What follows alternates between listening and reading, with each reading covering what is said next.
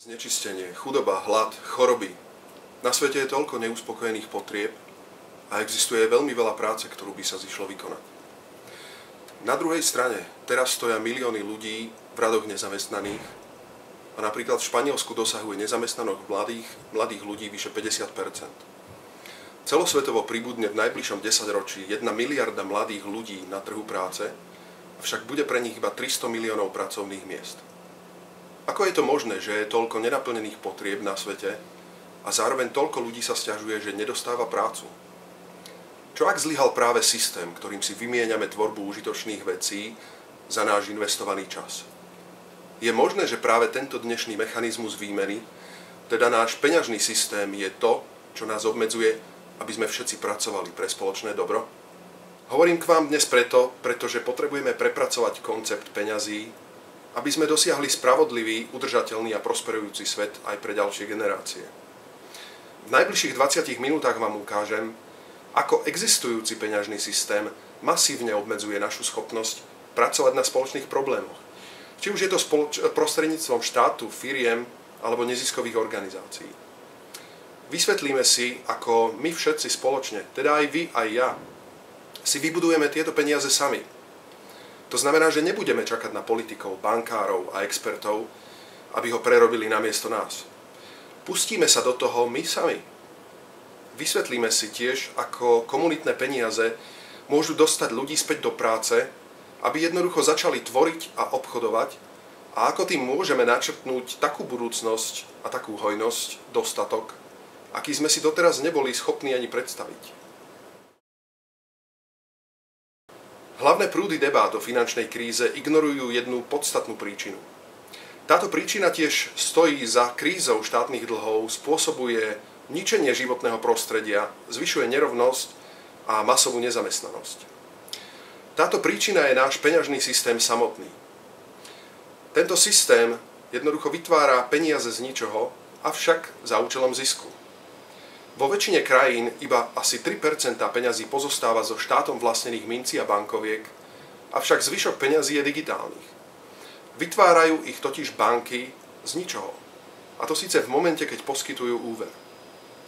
Takže ak si vaša vláda alebo občania idete do banky požičať peniaze, nemusí vám požičať skutočné peniaze svojich vkladateľov. Namiesto toho vytvorí peniaze iba ako účtovnú položku v počítači. Znie to ako nemožné? Nemusíte mi veriť, ale vypočujte si, čo hovoria priamo centrálni bankári. Keď banky poskytujú niekomu pôžičku, vytvárajú vlastne dodatočný vklad pre toho, kto si peniaze požičiava. Anglická národná banka, Bank of England. Banky navyšujú úver jednoducho zvyšovaním stavu na bežnom účte klienta.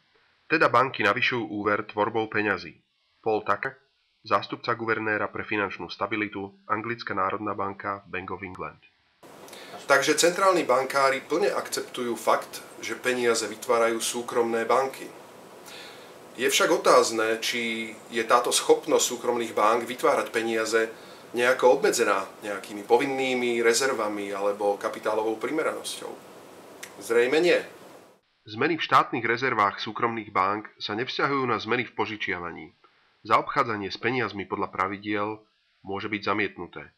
Seth B. Carpenter, US Federal Reserve. Banky robia najprv úverové rozhodnutia a až následne hľadajú potrebné financovanie a rezervy z peňazí centrálnej banky. Vitor Constantino, viceprezident Európskej centrálnej banky. Ak sa cítite trochu hlúpo, že ste nevedeli tieto veci o peniazoch, netrápte sa tým, ste vo veľmi dobrej spoločnosti. Dokonca niektorí držitelia Nobelovej ceny nevedeli, do akej miery sa peniaze tvoria ako pôžičky, teda zo súkromných bank. Ako profesor ekonómie Steve Keen povedal, ekonomika je príliš dôležitá na to, aby bola ponechaná ekonómom. A niektoré z termínov, ktoré používajú ako široké peniaze, vnútorné peniaze, M1, T poukážky, môžu vzbudzovať dojem, že je to téma mimo nášho chápania. Ale presne takisto, ako sme prestali veriť v osvietené schopnosti komunistických lídrov, stredovekých panovníkov alebo latinských učiteľov Biblie, nemôžeme takisto ponechať ekonómov, aby robili svoju profesiu takto mizerne. Tento systém peňazí tvorených z dlhov prináša veľké množstvo sociálnych, environmentálnych a ekonomických problémov. Kľúčovým problémom však je to, že banky vytvárajú peniaze iba v tom objeme, ktorý požičiavajú, avšak nevytvárajú úroky, s ktorými sa tieto peniaze majú vrátiť. Takže to znamená, že na svete je neustále viac dlhov ako peňazí. Možno síce ako jednotlivci môžeme splatiť svoje dlhy, ale ako celok spoločnosť sme zadlžení navždy.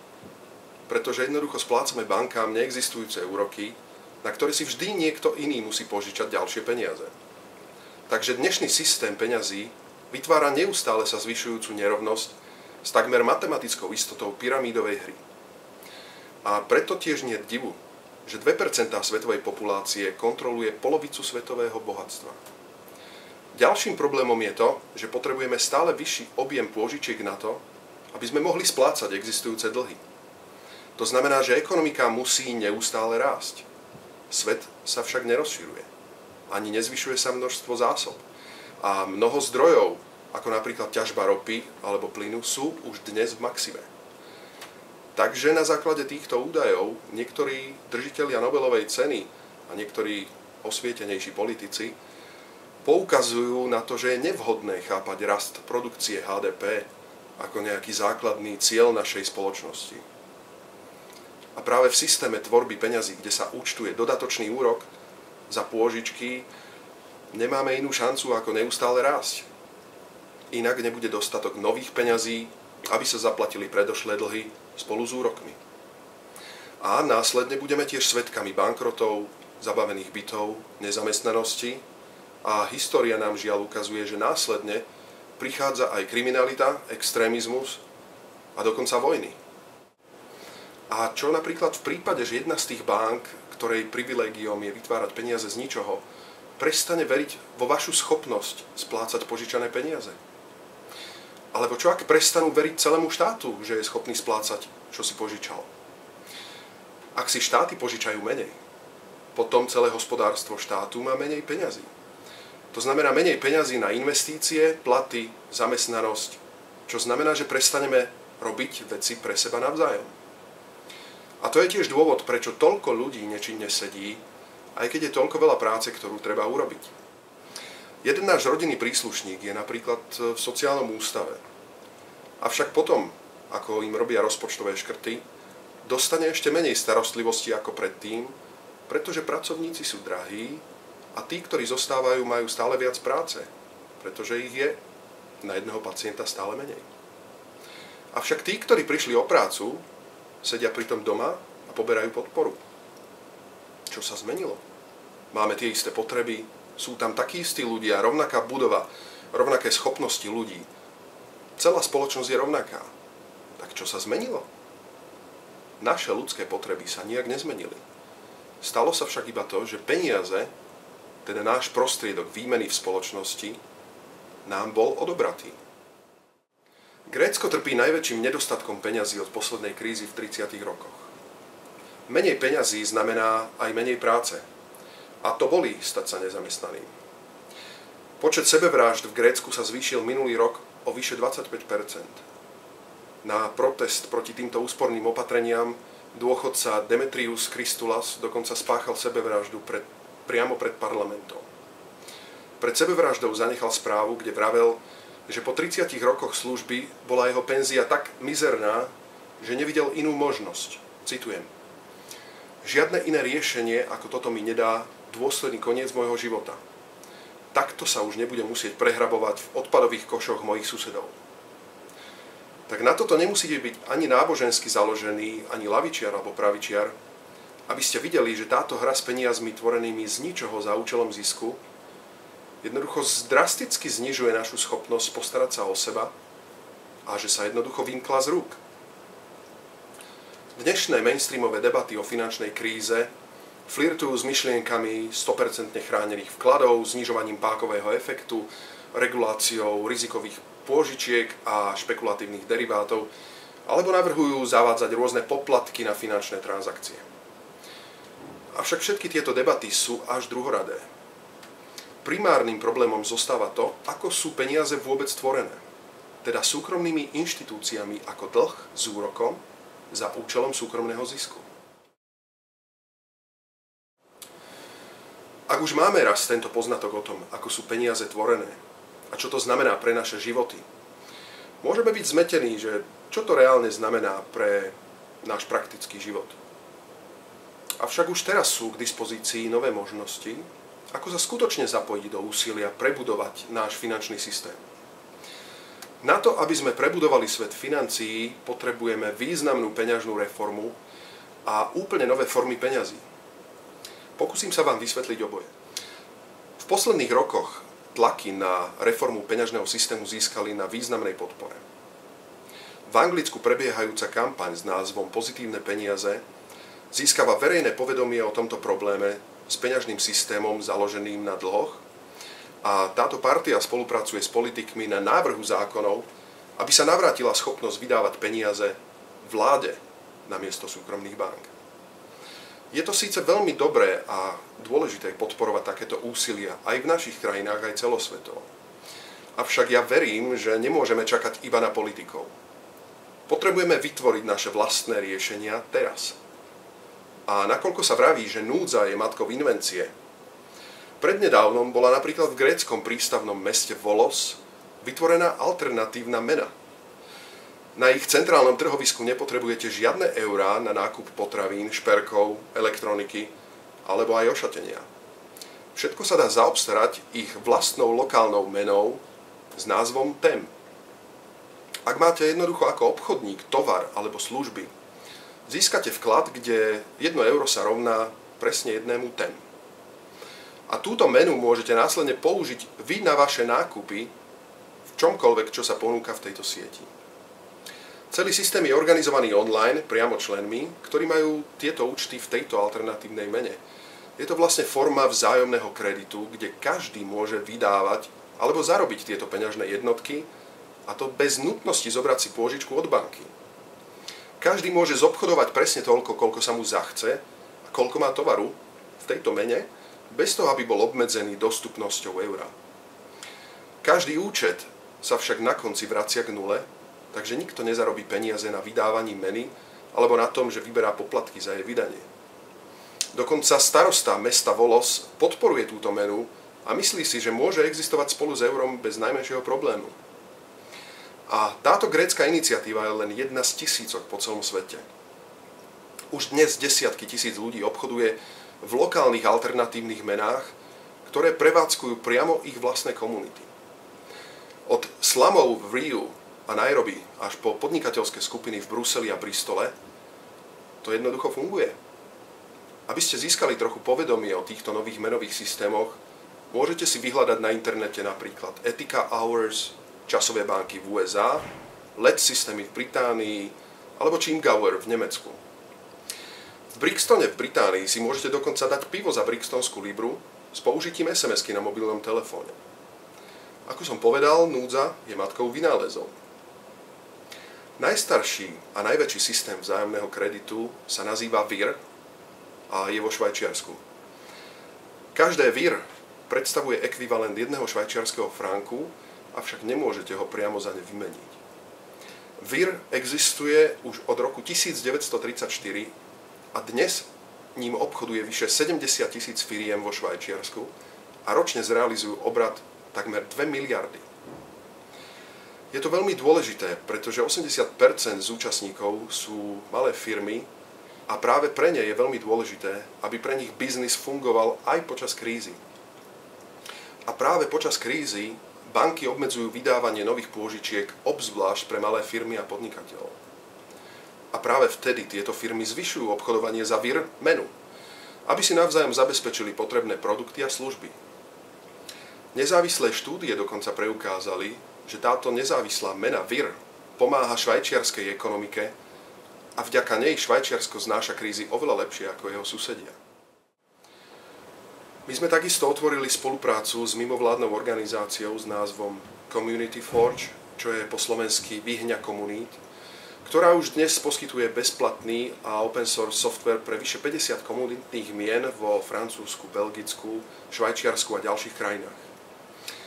Ak poskytujete komunitám ich vlastné online meny, znamená to, že sa vlastne môžu rozširovať a zlepšovať svoj život. 50 komunít, ktoré využíva túto platformu, sú už dnes schopné obchodovať aj medzi sebou s použitím systému medzikomunitnej výmeny. Implementujeme tu tiež vzájomný kreditný systém, pretože má mnoho výhod ako prostriedok výmeny. Znamená to, že nevyužité zdroje môžu byť jednoducho spárované s nenaplnenými potrebami do takej miery, akú si ľudia prajú. A nie do takej miery, nakoľko sú dostupné peniaze, aby sa zrealizovali tieto transakcie. Tým, že sa všetky vklady a pôžičky úplne navzájom na konci vynulujú, nie je potrebné stále sa zvyšujúce množstvo peňazí potrebných na to isté množstvo tovaru alebo služieb. Teda ide dokonca o bezinflačnú menu. Nie sú tu žiadne poplatky za vydávanie kreditov, takže nie je odoberaný majetok tým, ktorí majú nižší príjem. A nakoľko väčšina vzájomných kreditných mien je orientovaných lokálne, tiež nás motivujú obchodovať miestne. Týmto sa znižuje tiež uhlíková stopa a podporuje sa miestna regenerácia zdrojov a trvalá udržateľnosť.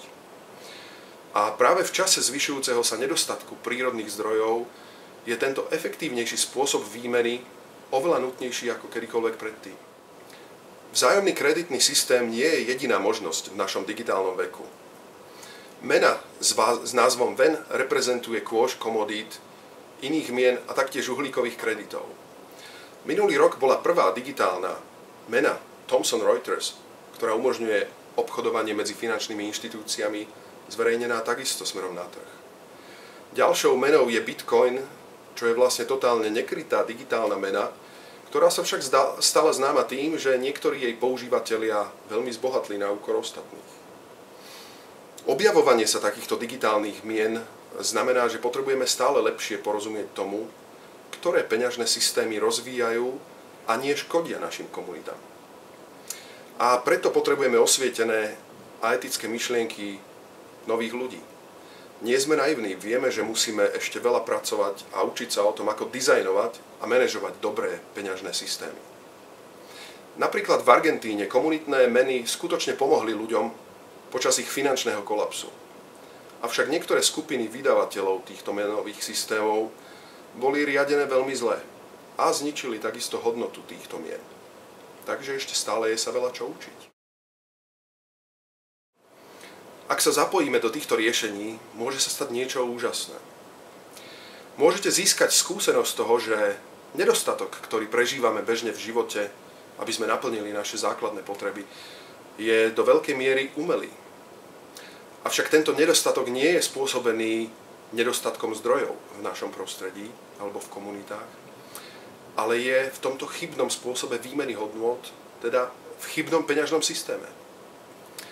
Následne zistíte, že takýto nový menový systém môže odomknúť naše skryté bohatstvo. Zdroj nášho bohatstva totiž nie je zamestnanie alebo výplata, ale je v skupine ľudí, ktorá poskytuje hodnoty inej skupine ľudí.